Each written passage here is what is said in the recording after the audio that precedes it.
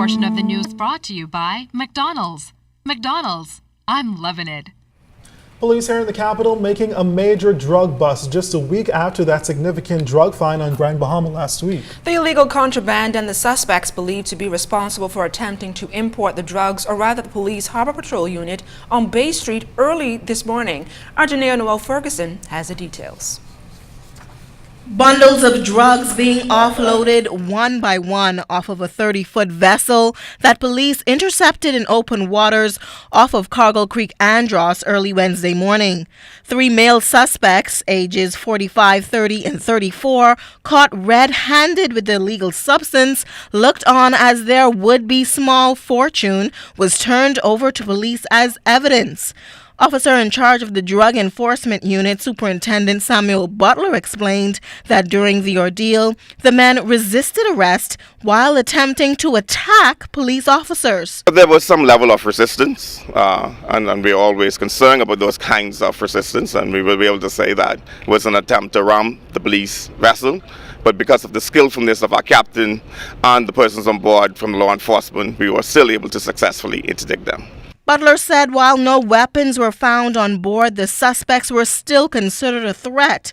It was a team effort by Bahamian and U.S. law enforcement to capture the suspects and their load. The weight of the marijuana is to be some 1,200 pounds and a street value of $1.2 million. We again are happy to report that our collaboration, our intelligence, the effort of officers are definitely in high gear, and that's why you're seeing the amount of successes in terms of drug interdiction. It is believed the suspects were coming in from Jamaica, and despite the fact that marijuana fields were discovered on Andros and Grand Bahama recently, Superintendent Butler says there is no indication that those incidents are related. We see no correlation between the import of drugs and the cultivation of drugs in the Bahamas. There are times that there may be persons who actually have been one of the same, but in terms of the operation itself, they're distinctly different. Last week, nearly $17 million of cultivated marijuana plants in East Grand Bahama were discovered by police and considered to be one of the island's largest hauls. All of this as the government awaits a CARICOM report on the legalization of marijuana. Janae Noel Ferguson, ZNES Network News. From the courts tonight, 25-year-old Rashad Cooper was arraigned in the magistrate's court today for the 2013 murder of Leroy Adderley. The Quarry Road Mission resident seen here in the blue shirt is accused of killing Adderley back on September 5, 2013. The 48-year-old victim was cleared of allegedly raping a 12-year-old girl on July 30, 2007, while he worked as a handyman at a local church. Cooper, who appeared before Chief Magistrate Joanne Ferguson Pratt, was not required to enter a plea to the charge.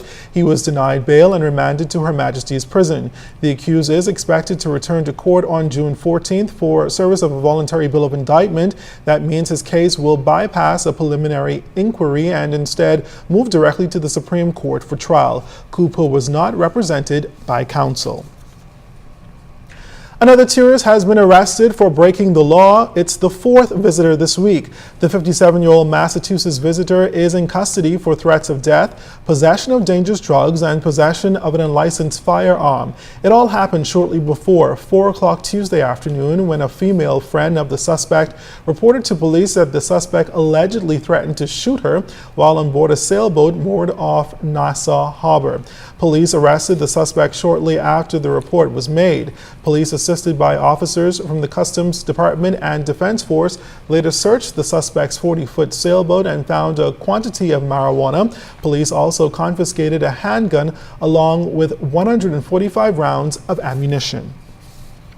The Bahamas CARICOM Secretariat held a national consultation on Tuesday to present the findings of the surveys on youth gangs and violence in schools and communities at the Paul Farquharson Conference Center at Police Headquarters. National Security Minister Dr. Bernard Nottage noting that too many young persons seem to own guns and know how to obtain immediate access to them. The government, he said, is looking to combat this problem forthwith. We must more than ever produce creative programs that will reduce the interest and appetite of our young people for guns.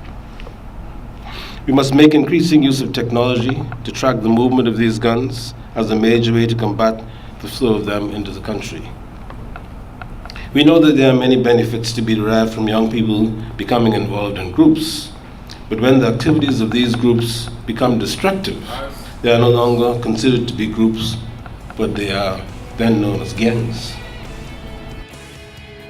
A local Junkanoo group going all out to thank its sponsors. We'll tell you more coming up.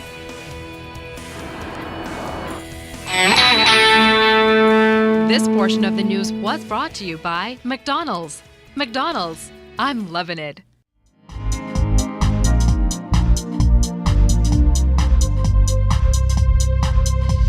This is your Royal Fidelity Business News. I'm Jimenita Swain.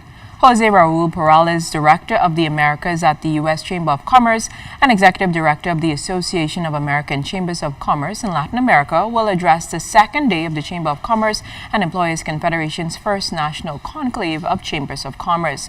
Perales oversees the AACLA's operations and several of its policy programs, including trade facilitation, regional integration, corporate sustainability, and institutional partnership. He's expected to discuss the topic, the changing role of business in the hemispheric agenda, at Superclub's Breezes. In other business news, Scotiabank Senior Vice President and Head of the Caribbean region, Bruce Bowen, along with Scotiabank Bahamas' Managing Director, Sean Albert, recently paid a courtesy call on the Minister of Finance, Prime Minister, the Right Honorable Perry Christie. Discussing the current banking environment in the Bahamas, the Scotiabank executives led dialogue on the financial sector's performance, given the economic conditions and projections for the near and medium term. Mr. Bowen confirmed Scotiabank's commitment to the Caribbean region, highlighting that the bank's long successful history in the Bahamas affirms this market as a critical one for the bank. And in international business news, some stiff fines for German brewers. The Associated Press is reporting that Germany's antitrust authority has fined a group of brewers $319 million for their part in alleged beer price fixing. This is the second group to be punished. The Federal Cartel Office imposed fines on 6 companies, with Radenburger and the German unit of Danish brewer Carlsberg accounting for the lion's share. The Regional Breweries Association was also fined, in addition to 7 unidentified individuals. The cartel office has already announced fines totaling 106.5 million euros in January against another 5 companies for overprice fixing for the period 2006 and 2008. That was your Royal Fidelity Business News. I'm Jimenita Swing.